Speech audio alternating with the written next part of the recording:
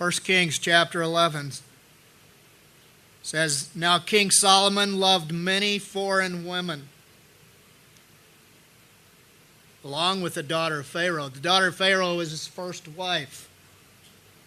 But he loved many women: Moabite, Ammonite, Edomite, Hittite, from the nations concerning which the Lord had said to the people of Israel, "You shall not enter into marriage with them, neither shall they with you." God had said, all these nations, don't marry them. And the reason God said that was not because he thought Jewish people were somehow better than other people in the world, but here's what he said: "For surely they will turn away your heart after their gods." But Solomon clung to these in love.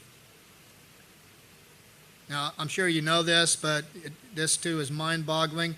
He had 700 wives and 300 concubines. What must Christmas time have been around Solomon's palace?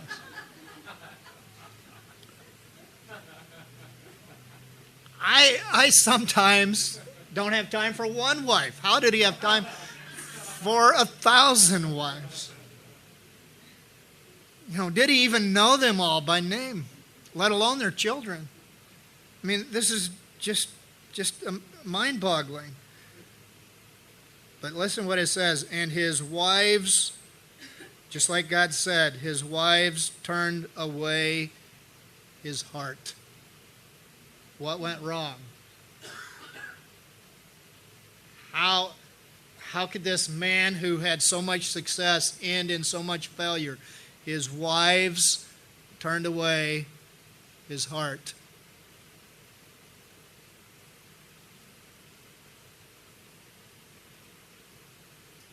It says, "For when Solomon was old, his wives turned away his heart after other gods, and his heart was not wholly true to the Lord his God.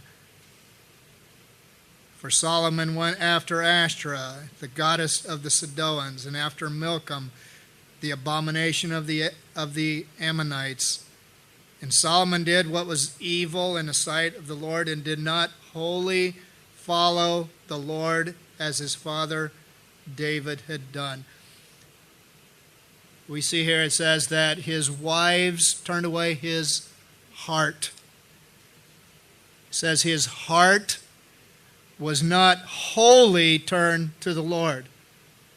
Solomon did what was evil in the sight of the Lord, did not wholly follow the Lord. And two words that stick out there is heart and holy. W-H-O-L-L-Y. God wants our heart, and God wants all of our heart. What went wrong with Solomon? It was a heart issue. And that's why at the end of his life, he said, "Vanity of vanities, all is vanity." Why did it end in failure? He did not protect his heart.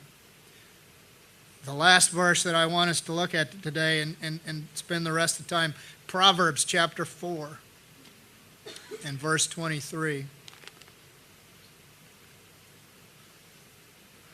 And a very sad thing, and could happen to any preacher, any teacher, could happen to me, could happen to you. He did not even follow his own instructions. He wrote this. He wrote this to his children,